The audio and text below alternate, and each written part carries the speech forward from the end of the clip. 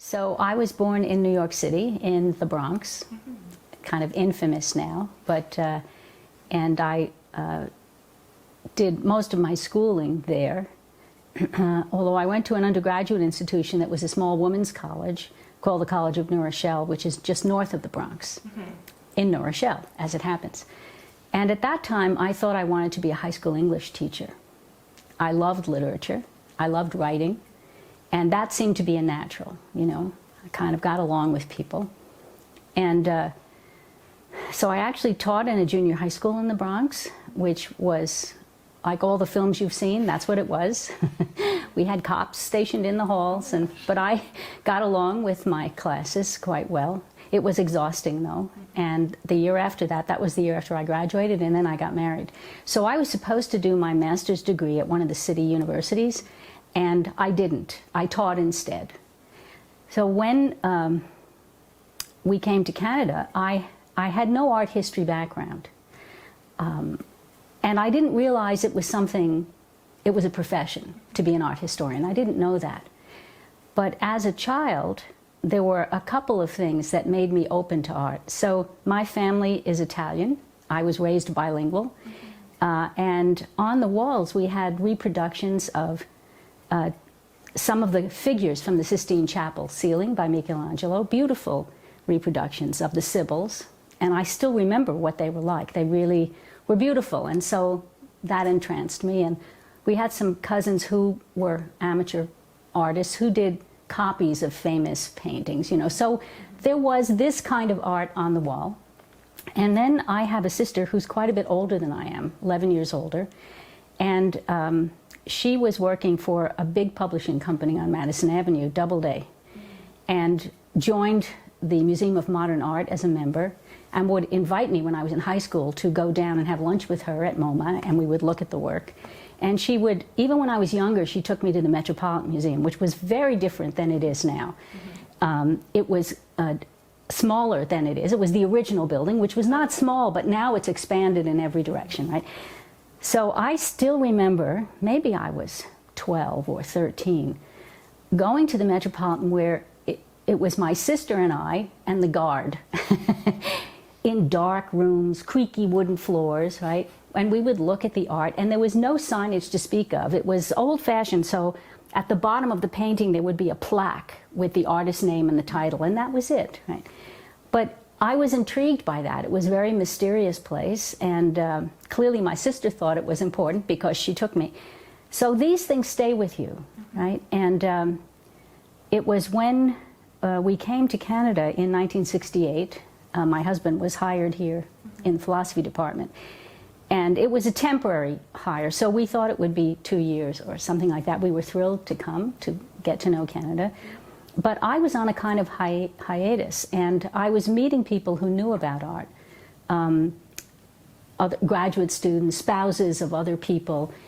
And it was one of those people who bought me my first art history book, because we engaged so much in talking about art history, and I realized I sort of knew just from my growing up.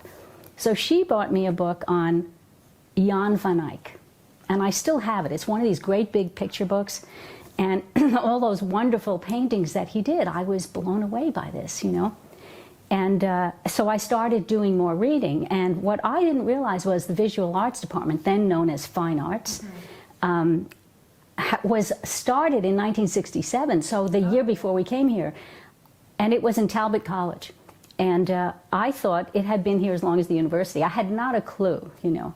But I thought, well, I'm interested. I can't do anything while we're here, so I'll take an introductory art history course, which I did. And at the time, it was art history and studio. You had to do both.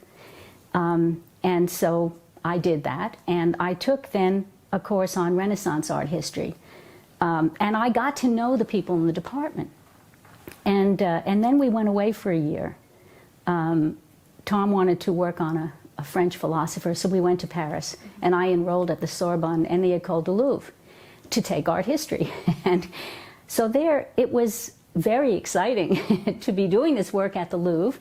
where we had, students had passes, and so we would go, we would have class, small groups meet in front of a work of art and talk about it. And again, the Louvre at the time, this was 1970, 71. So the Louvre was a lot like the Met. It was smaller than it is now, but still big. And I would go on Saturday mornings, and it would be me and the guard. And I discovered after a while, the guards, I was trying to sketch things so I would remember them. And the guards would chat with me, and they were all students. So, you know, it was fascinating. It was another era. I mean, when I go to the Louvre now, where you can hardly move in the rooms, I think, I remember back with great nostalgia, right, when it was just me and the guards. But it really turned me on to art history, and by then I realized this was a profession. You could actually teach this. I didn't need to teach high school English. I could do something with art history. So when we came back, my husband said to me, you know, you were going to go to graduate school and you didn't. What would you like to do? And I said, I want to do art history. He should have known, given what I was doing, but he was a little surprised. And so I did all my graduate work at the University of Toronto, which was terrific in many ways. Not knowing what it would lead to, because I didn't expect to be hired at Western. But of course, things change, right? People come and go, and so in the end, lo and behold, I was hired at Western, to my surprise. And there weren't many women teaching on campus at all. There weren't many women in universities at the time on faculty. And so I was one of a kind of new wave that they started hiring women. I was the only woman in visual arts at the time. And there was a move to look at women's studies programs. It was very early in the day. But the man who was chair at the time, a man named Jose Barrio-Garay, asked me to, since I was the only woman, would I introduce a course on women artists? And that's when I realized that all the years I was at U of T, no woman artist was ever mentioned. They were never referred to the fact that they were women artists, and I hadn't noticed that. I mean, it's only afterwards I thought, oh my goodness, you know, look at that. So I did research, and I found there was a textbook that had just been produced, very thin, because it was early research days.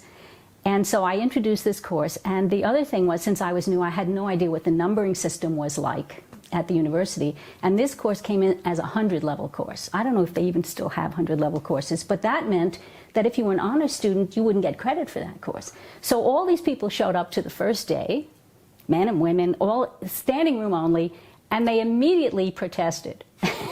Why is this a 100-level course? I said, I don't know. So I went to the chair and said, you know, there's a bit of unrest in this class. Why? And he said, oh. And he said to me, well, what you're doing is not really art history, it's sociology.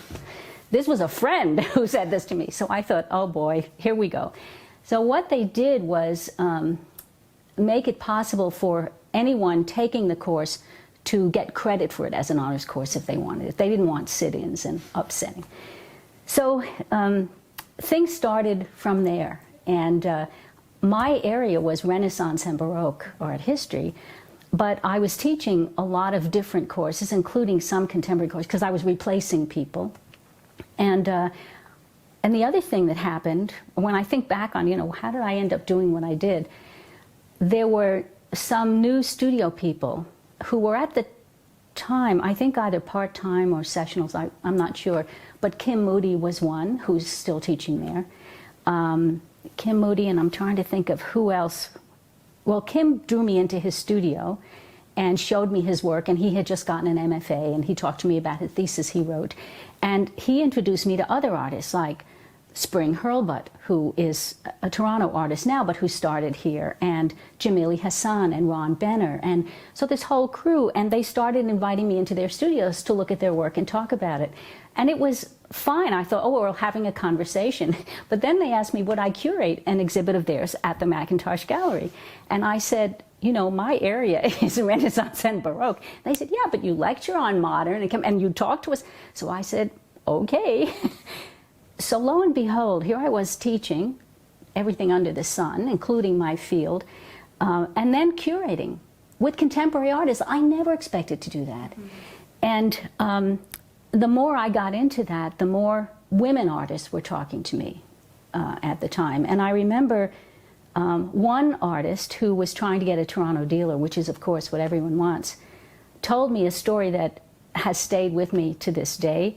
She had an appointment to speak with a dealer in Toronto, and she arrived, and he stood in the gallery space and said, "Show me your slides," and looked at them and threw them on the floor. Now, can you imagine what that's like? And this woman had had some exhibition. She wasn't untried. And that really, it brought to light what women were going through at the time.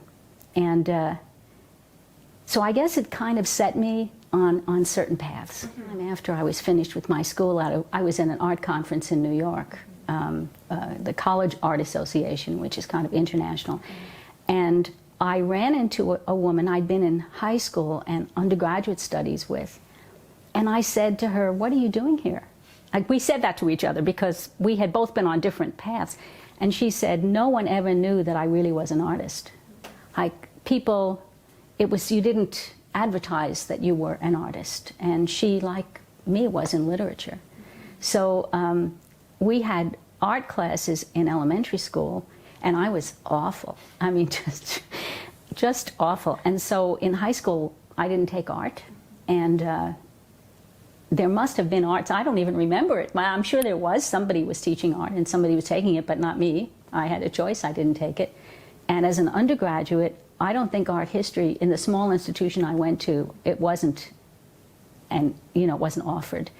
So it really wasn't until I had done all that and got out and started talking to people who were artists and who were giving me books and saying, "Read this," because they could see I was interested.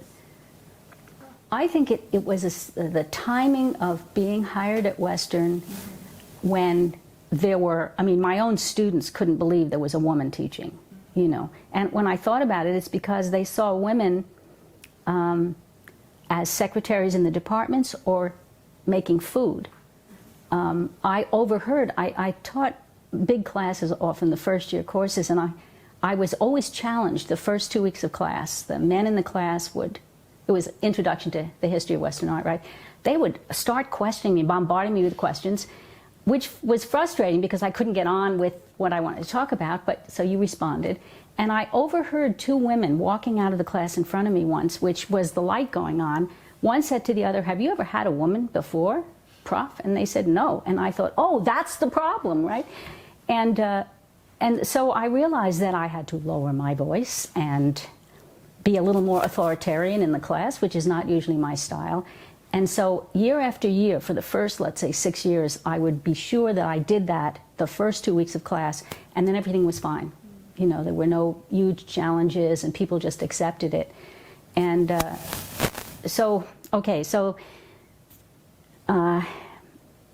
there were issues around having women faculty and hiring women as faculty. And so the few women that were, gradually those numbers grew, but the few women that were around, there were some activists among them who said, we really need to start bringing women into the course structure. So who's teaching about women?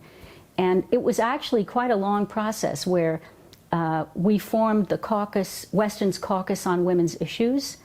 That group made a video called Chilly Climate, which had to do with Canadian universities in general, and caused an uproar when it was released.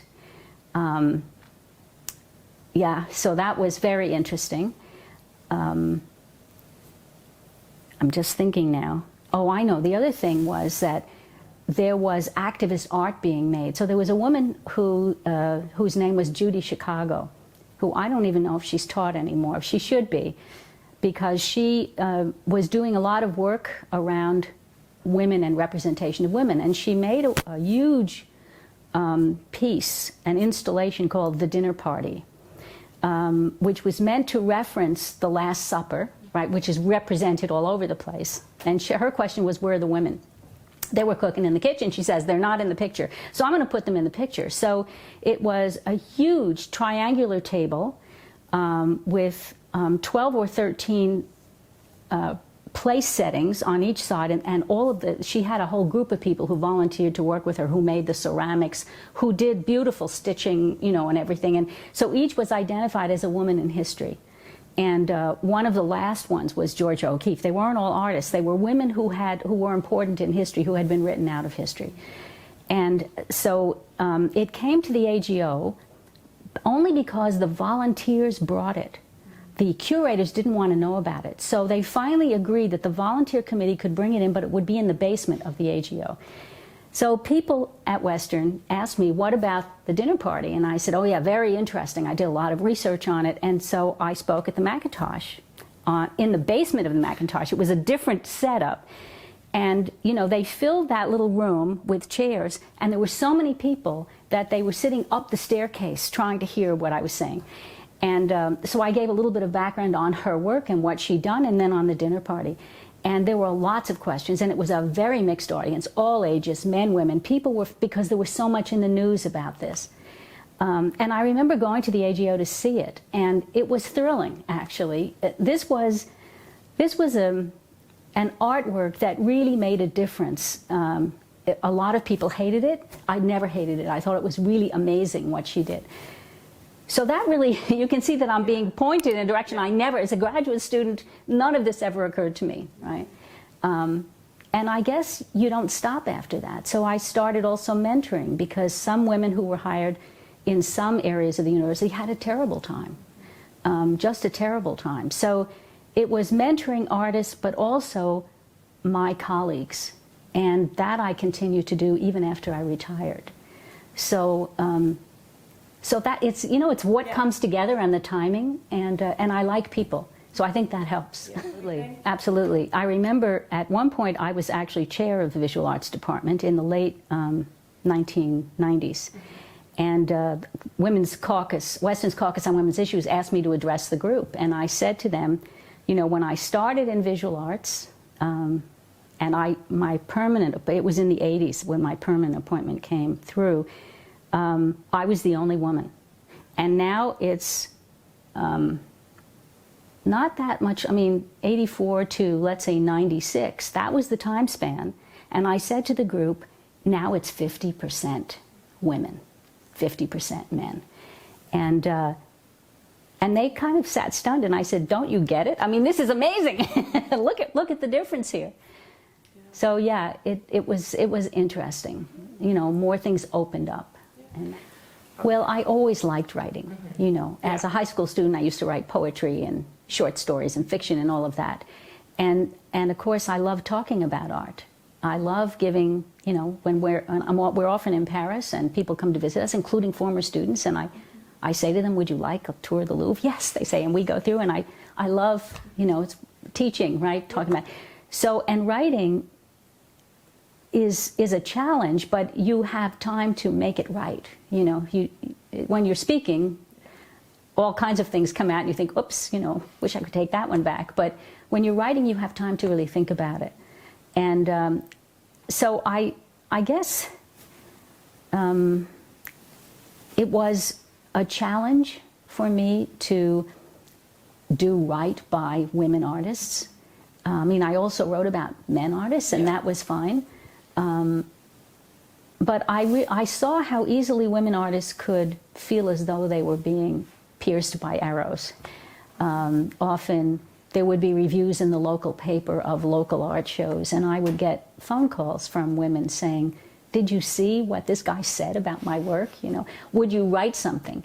And I think, well, it's a little hard, you know. Once I actually wrote a letter to the editor with another review of this woman's work. So at least, and they published it. To give them their due, they published it.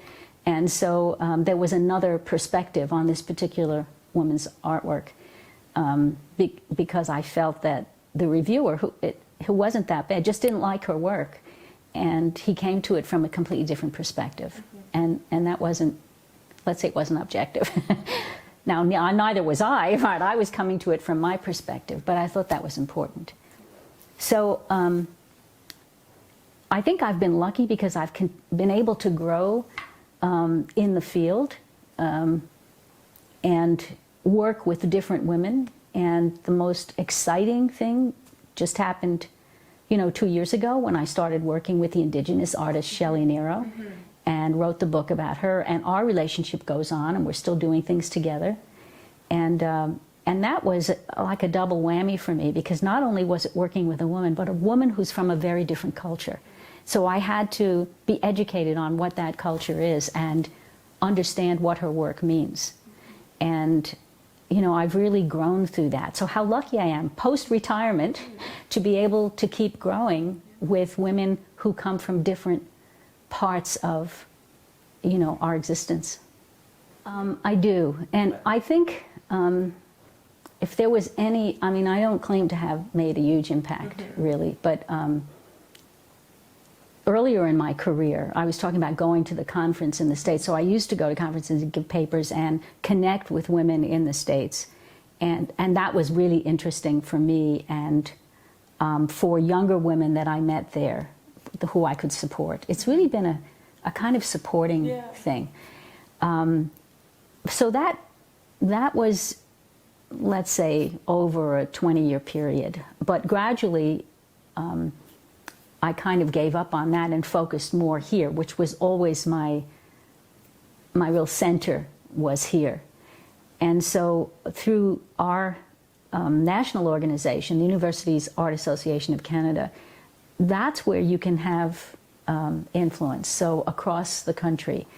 And I realized that I knew more people than I understood I did in the last few years when I was still teaching and right after retirement.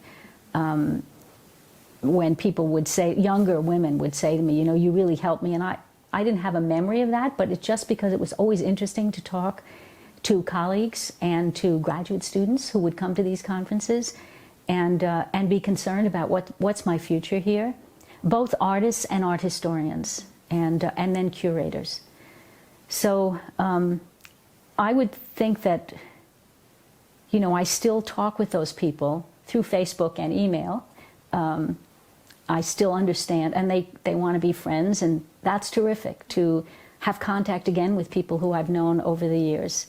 And even some people I was in graduate school with, we're still in touch, and they're telling me about their research. And but I think the greatest impact is on your own students, and it's wonderful to hear from them and to see what they're doing. So they're at institutions across the country now, and to see, you know, the exhibitions they're curating, for example. It's really exciting for me to see how they've grown and expanded way beyond what we could do for them here. So that, I think, has been the most important part for me in terms of students. And the other part is just working with artists. Artists are such an interesting group of people. They're different, you know, they see the world differently. And I still love doing studio visits with women and also with men. I mean, a lot of my friends are guy artists, and that's wonderful. The challenge was one that those of us who were early hires in terms of women here, they suddenly felt they needed to have a woman on every committee at the university. So I realized that I did so much administrative work. You know, we have our CVs, our resumes, and at the university, you're supposed to, your job description is split into 40, 40, 20. So 40% research, 40% teaching, and 20% administration. And my administrative section was sometimes 60%. So it was, I did too much. It was hard to say no when requests came in. Could you serve on this committee? Could you do that? Thesis defense, you know, it was just on and on and on. And it was very hard to say no. For one thing, I was very interested, you know, and I certainly got to know people across campus. And then at other schools would ask me, I reviewed every department from, you know, east to west, because that has to be done as well. And that was always interesting. But it meant I didn't have enough time to, as I should have, to write as much as I should have. I never sacrificed my teaching, so I always taught a full load, sometimes even overload. When I was chair, I was teaching not only a full load, but occasionally an extra half course, which is stupid. You know, chairs shouldn't do that, but I knew what we needed and I wanted to do it. So, yeah, so I think it was a real challenge for those of us who were early in the game. But I think even now some women are called on more. And students would tend to come to us if they had problems, when they're less likely to go to a man, especially You know, some male profs were very welcoming and were certainly open to things, but I found myself doing all kinds of counseling. Like there were a couple of times when the counseling center in the UCC would call me in my office and say, we have a student here who's in trouble and wants to talk to you, are you willing? So they'd send them down, and 2 times they were suicidal. So you think about that. And I would hear my colleagues saying, well, we're not trained, so we can't do that. And I think, you just listen, you know, you do what you can. So you form a special bond in that way. And so that was challenging. But it was also it gave tremendous satisfaction to think that you were there for people and open to them. And so I love that. And so I didn't publish quite as much as other people did. I never worried about that. You know, I was a happy camper. That's a good question. It never left. It was always a big challenge until I retired. It took a lot of my time, even after I was chair. I think the art world itself changed a lot. And so that was a challenge to understand what was happening in it. It's very different now, even looking at it, you know. But it's been interesting because London has always had a very interesting art scene. It kind of goes up and down, you know. But when I came here, there was the Far City Gallery had started, and Greg Curnow. I mean, I never met Jack Chambers, but I certainly heard a lot about him, and I met his wife. But Greg Curnow and that whole group, they were so active. It was buzzing, you know. And yeah, and then those people got older, and new people came in with a different approach. So it was as though I was learning constantly. You know, okay, what's happening now? And it's still going on. I mean, it's still right now. The art scene has changed tremendously in very good ways. There are so many small galleries and young people active. You know, it's very exciting for me to be able to see that now. So. It's not a challenge as such, it's just my good fortune to be here and to see all that and to be able to be supportive at that time and even now still. Well, oddly enough, one of the most interesting times was a year or 2 after I retired, our art association, the national one, contacted me and said, you know, we know you've retired, but we want you to still be an active member. And would you know, we're inviting you to come back to the meetings because you kind of give up on it. You think, oh, well, I'm retired now. And so I proposed chairing a session that was a bilingual session. It was in Ottawa. The conference that year was in Ottawa. And it was on museums and exhibitions and milestones in Canadian history. And I had 5 presenters from across the country. One was in French, which I was very happy about. And it was toward the end of the conference, and I thought, who will come? And it was jammed with people. The papers were wonderful, and the conversations, the discussion was fabulous. And I thought to myself, you know, I'm really glad I did this because I got more out of this one session than many others that I participated in over the years. Yeah, so that's one memory.